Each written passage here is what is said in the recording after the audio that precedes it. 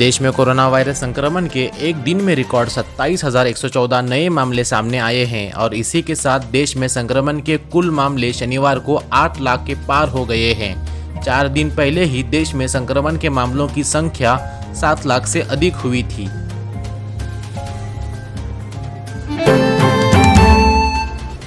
दिल्ली के उप मुख्यमंत्री मनीष सिसोदिया ने शनिवार को कहा कि दिल्ली सरकार ने कोविड-19 के चलते उसके तहत आने वाले विश्वविद्यालयों की आगामी सभी सेमेस्टर और वार्षिक परीक्षाएं रद्द करने का फैसला किया है।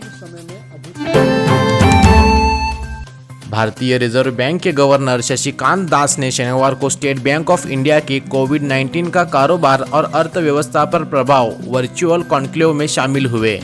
इस दौरान उन्होंने कोरोना को बीते 100 साल का सबसे बड़ा संकट करार दिया। दास ने कहा, इस संकट का असर उत्पादन और नौकरियों पर पड़ेगा। इतना ही नहीं, उन्होंने कहा इससे वैश्विक ऑर्डर, ग्लोबल वैल्यू चेन और लेबर कैपिटल मूवमेंट पर भी असर पड़ेगा।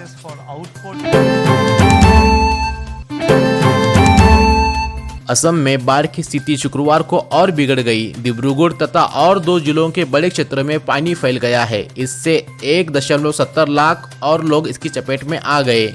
असम राज्य आपदा प्रबंधन प्राधिकरण ने एक रिपोर्ट में यह जानकारी दी। रिपोर्ट में कहा गया कि 14 जिलों के 32 राजस्व क्षेत्रों के 3,41,837 लोग बाढ़ से प्रभावित हुए। बाढ़ का पानी बृहस्पतिवार को 2 नए जिलों उदलगिरी और डिब्रूगढ़ में भी फैल गया। बाढ़ और भूस्खलन के कारण राज्य भर में अब तक 64 लोगों की मौत हो चुकी है।